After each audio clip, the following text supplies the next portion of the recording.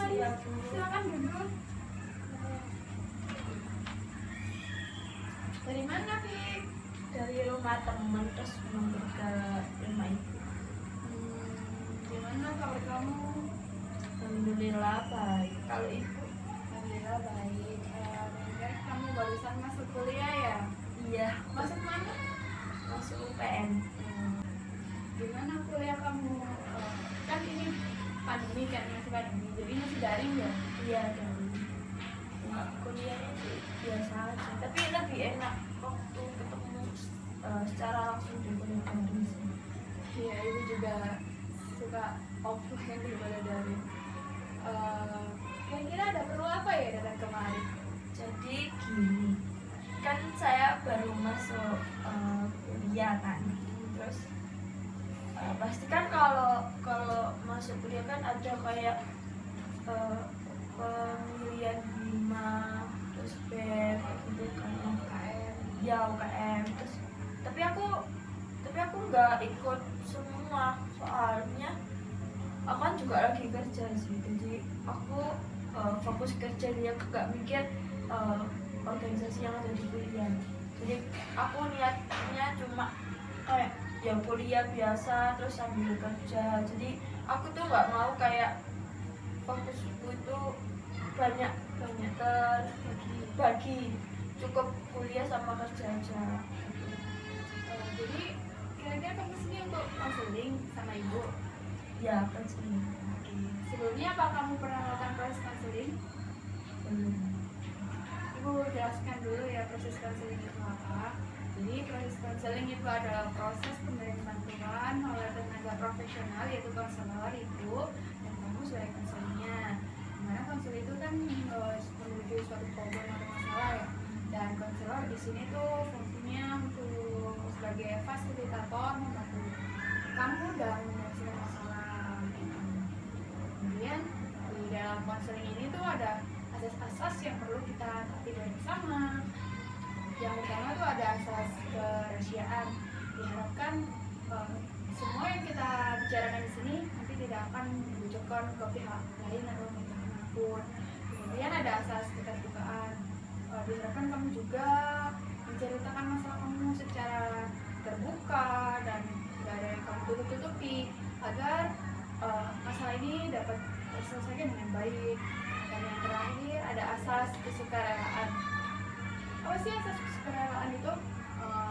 Kamu datang ke sini tanpa ada paksaan dari pihak lain kan, atau pihak manapun, seperti teman memaksa kamu, kamu datang ke kampus aja. Enggak, jadi sedih. Oh, itu atas permintaan dirinya. Soalnya ada di dalam konseling itu ada juga durasi pertemuan.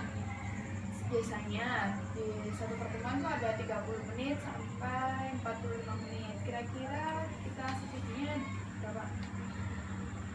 30 menit aja. Ya, oke, baik, 30 menit aja. Kalau semisal belum dapat terselesaikan, bisa dilanjutkan ke sesi selanjutnya.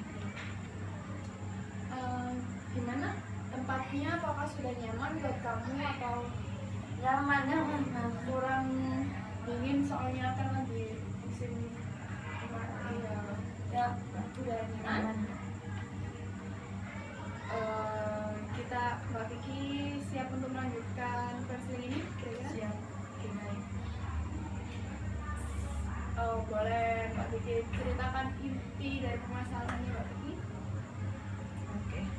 Jadi gini, kan yang tadi saya bilang kalau sekarang tuh saya nggak ikuti semua organisasi, terus saya cuma fokus kuliah sama kerja. Nah, ini tuh kayak tentang permasalahannya itu tentang siklus pertemanan sih, gitu kan.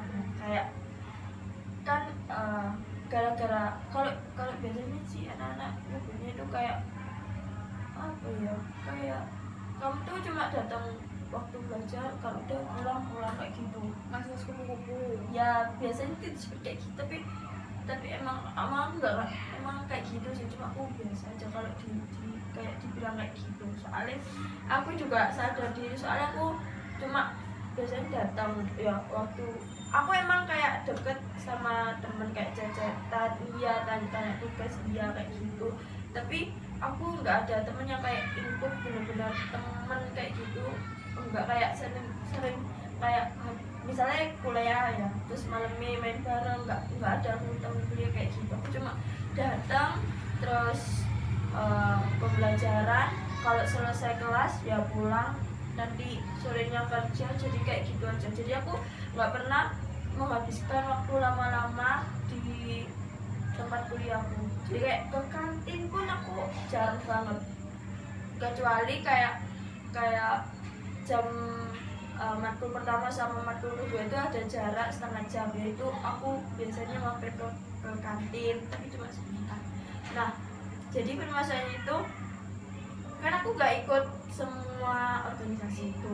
Nah terkadang ada sekelompok teman-temanku yang kayak ngajak kayak Fik ayo ke kantin kayak gitu, aku ikut kan ke kantin. Terus ya kayak biasanya apa omong-omongan, terus tiba-tiba itu dia kayak bahas kayak tentang organisasinya, kayak tentang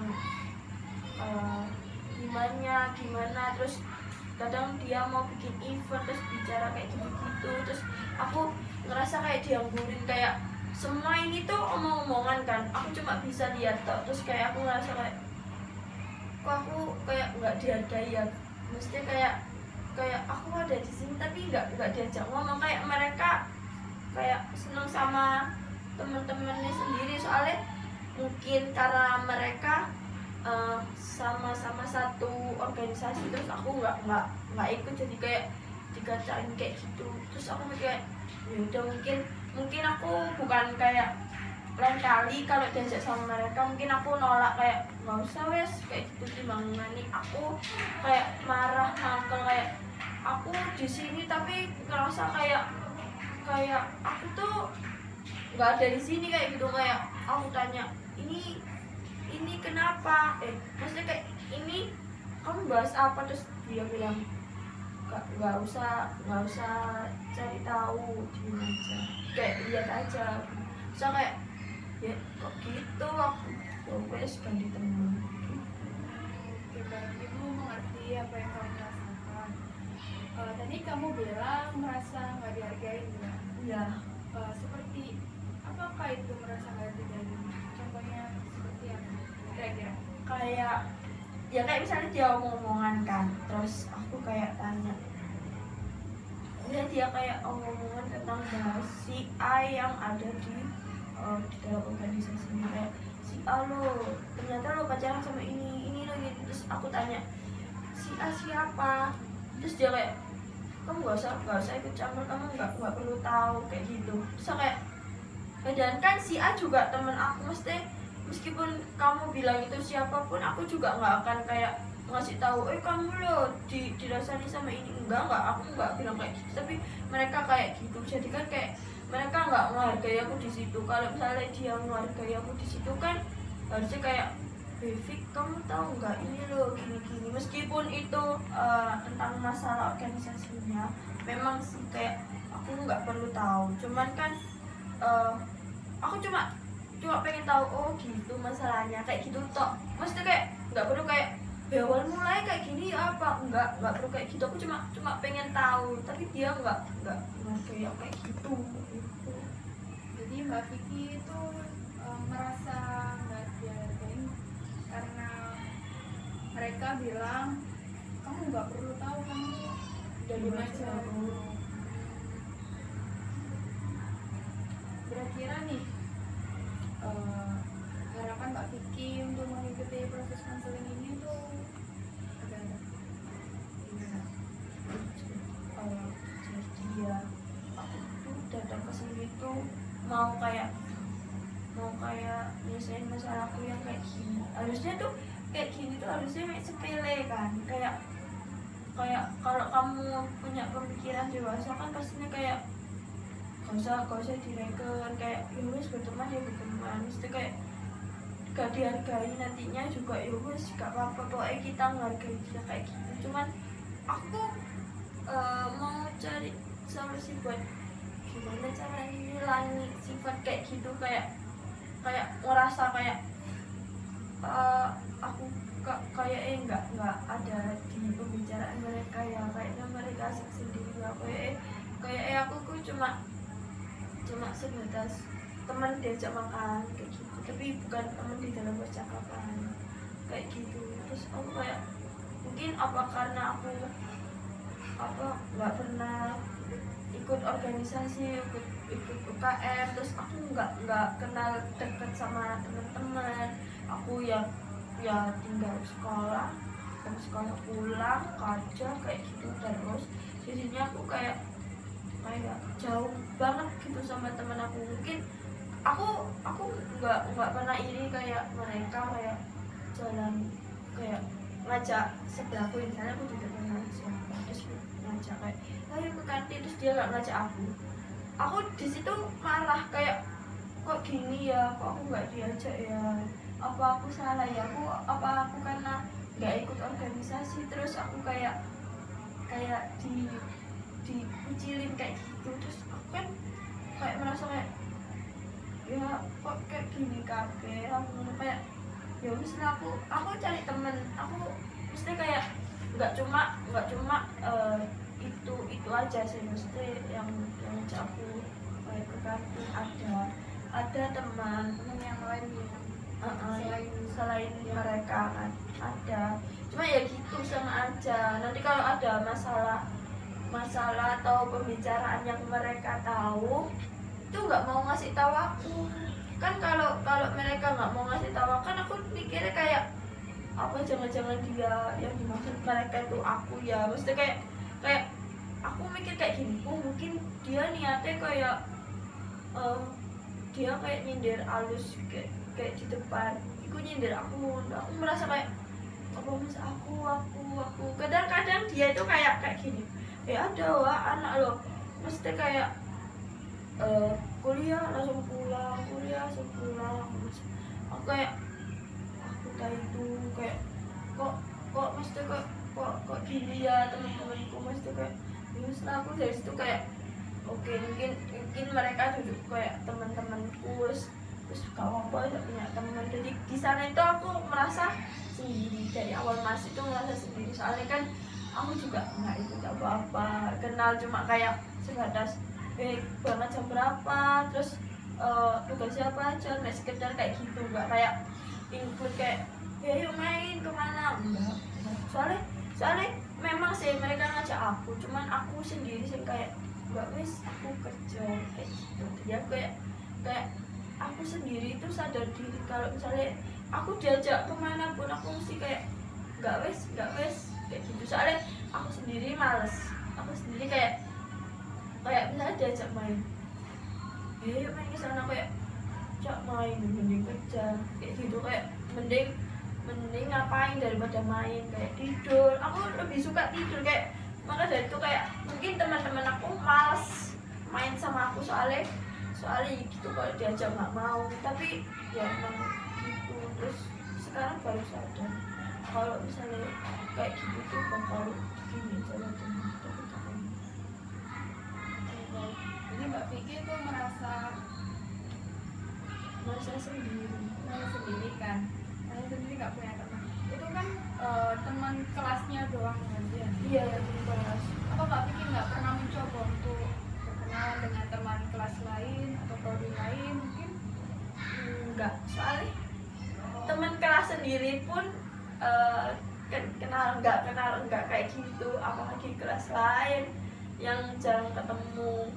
Cuman mungkin kayak misalnya kelasku ya, terus punya teman kelas lain, pasti kan kayak kenalin ki kelas lain Fik.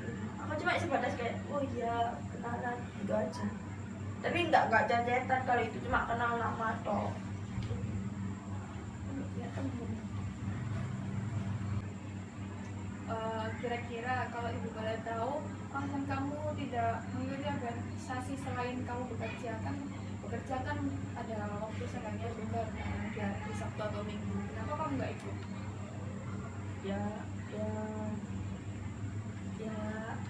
lama sih, mungkin aku juga males kayak kan kalau organisasi tuh mikirku pasti kalau membuat event itu pasti pulang malam kalau rapat kan. Terus aku kayak daripada pulang malam mending tidur. Terus organisasi itu juga mikir juga kayak menyelesaikan masalah, misalnya ada masalah kan mikir, sok mikir kayak kuliah udah mikir, terus di organisasi juga mikir, ini males. Jadi kayak yaudah lah, gak usah ikut, gak apa-apa. Mikirnya kayak gitu terus. Kan namanya juga mahasiswa ya Mbak Vicky, kan juga masih muda ya kan. Mahasiswa atau individu yang masih muda kan semangatnya tinggi nih untuk mengikuti kegiatan, dan kegiatan tersebut kan juga ada manfaatnya juga kan, menambah pengalaman, menambah teman, dan juga secara nggak langsung kan berimbasnya nggak kayak Mbak Vicky ini kan merasa nggak sendiri, merasa nggak dihargain, dicuekin kayak gitu kan, karena Mbak Vicky ya malas gitu kan dalam berorganisasi. Ya, aku juga bingung mas teh. Di satu sisi aku kepingin banget aslinya ikut organisasi, cuman ya itu gara-gara kayak pasti nanti mikir, terus belum nanti kayak ada event yang harus kayak keluar kota, terus apalagi basicnya ada diklat kan kalau kayak gitu. Nah diklatnya itu pasti ke luar kota biasanya kayak gitu kan, rata-rata aku tuh nggak mau ikut ke apa kayak gitu. Aku tuh pernah ikut UKM, udah pernah UKM teknik, cuman ikut tok, mesti kayak latihan, terus waktu tahu ada diklat nggak jadi ikut, jadi keluar. Soalnya ya gitu, aku mikir kayak nyampein kayak aku niatnya ikut UKM tuh biar aku mesti dapat ilmu, mesti kayak tahu caranya bela diri, tapi gara-gara kayak gitu kayak malas, kok kayak harusnya kan menurutku ya, kalau aku sendiri tuh kayak harusnya kan kalau diklat ya aku di sini aja, kalau di sini aku masih bisa ikutin, tapi kalau di luar tuh nggak mau, soalnya kayak capek. Mungkin emang sih kayak temen-temenku cerita di sana mungkin kayak seru pastinya, terus kayak kadang malam-malam cerita kayak opo dah ada acara apa, cuma aku kayak nggak, capek, terus aku takutnya kayak capek, terus habis itu besoknya aku nggak bisa kerja kayak gitu, aku tambah ini. Aku lebih milih fokus ke kerja, jadi kayak kerja itu Mbak Vicky kerjanya apa ya Ben? kerja untuk part time kayak jaga Part time ya. Kan kerja part time kan juga memiliki waktu luang nih. Kenapa Mbak Vicky manfaatkan waktu luang itu untuk berkumpul atau main atau nongkrong sama teman-teman dalam menjalin hubungan komunikasi yang lebih baik? Kan ibu tahu organisasi sebenarnya, mengikuti organisasi itu menurut ibu ya nggak wajib banget sih menurut ibu, tapi seenggaknya kamu meluangkan waktu untuk berbincang dengan teman kamu atau menanyakan kabar atau suatu hal agar kamu tuh bisa dihargai lagi sama teman kamu, kayak merasa kamu ada di situ, kamu ada gitu, bukan kamu gak ada.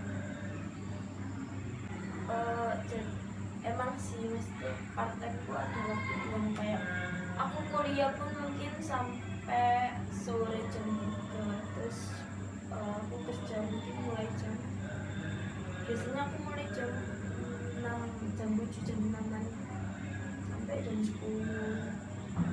Bener sih, hari Sabtu aku libur, mungkin waktu itu bisa dibuat istirahat, terus istirahat paginya kan kuliahku cuma sampai Kamis, jadinya Jumat ada waktu free pagi sampai sore, terus Sabtu juga pagi sampai sore, pagi sampai malam. Tapi aku waktu itu tak buat kayak ngerjain tugas, terus kayak itu. Jadi aku itu mikir malah aku kayak anak rumahan, kayak nggak pernah main sama temen, tapi aku main, tapi mainnya sama anak kerjaan, soalnya aku lebih nyambung sama anak kerjaan. Apa mungkin aku ngerasa kayak waktuku lama di kerja, jadi kayak kuliah aku cuma duduk lihat terus ngajar nyatet terus udah ada tugas udah pulang kayak gitu. Jadi gak ada perbincangan. Terus tapi kalau sama teman kerja kan pasti ada kayak omong-omongan, terus kan lebih kayak kan kalau kafe kan kalau nggak rame kan pasti kan duduk omong-omongan kan kayak dekat kayak gitu. Jadi aku lebih nyaman temenan sama teman kerja daripada teman sama kuliah. Cuman kayak gitu tuh malah bikin aku di tempat kuliahku kayak orang cuma orang asing. iya kayak gitu. Terus keluar terus kayak gak punya teman, kayak ngerasa sendiri kayak aku aslinya kepingin punya teman tapi kok kayak gini, aku salah kayak apa, aku sampai kalau mungkin menurut mereka aku salah ya, tapi menurut aku benar. Jadi kayak kan aku juga kerja cuma kayak ya udahlah fokus kerja aja. Jadi aku perasaanku cuma itu kayak gimana sih cara ngelubah aku kayak aku tuh harusnya nggak mikir kayak gini.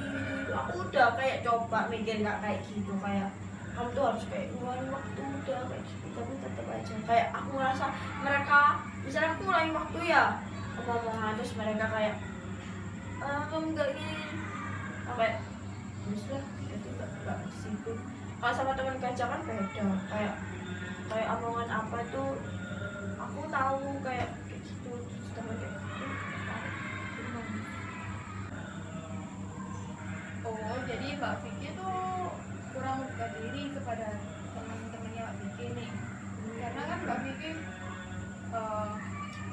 dibilangin, oh kamu nggak perlu tahu, jadi kayak nggak mau deh aku berteman sama lu lagi kayak gitu kan. iya Kan belum tentu lagi, mungkin ya di saat momen itu teman Mbak Vicky moodnya lagi gak enak kan, Mbak Vicky kan belum tahu juga kan. Ya kan nggak semuanya teman Mbak Vicky itu berperilaku cuek seperti itu. Mungkin di satu sisi saat itu doang, dan Mbak Vicky nggak pernah mencoba untuk menanyakan hal itu lagi kan. Mungkin kedepannya Mbak Vicky bisa menanyakan hal tersebut, gimana, ada perkembangan apa nih mungkin. Jadi Mbak Vicky tuh biar nggak merasa sendiri lagi, Mbak Vicky tuh harus membuka diri Mbak Vicky kepada orang lain. Gimana orang lain bisa masuk ke dalam diri Mbak Vicky kalau Mbak Vicky menutup diri. jadi kayak membuka gitu kayak diri kenapa kayak gitu. Terus akhirnya kayak curhat kayak gitu. Iya. Tapi aku takut kayak udah kayak iya udah apa terus kayak divideoin lagi, aku takut kayak gitu. Kan Mbak Vicky kan udah umurnya kan. Mungkin untuk kedepannya Mbak Vicky bisa nyoba hal itu, nanti gimana responnya bisa bicarakan lebih lagi. Berhubungan waktu kita sudah mau habis, kita lanjut bahas nanti di sesi berikutnya.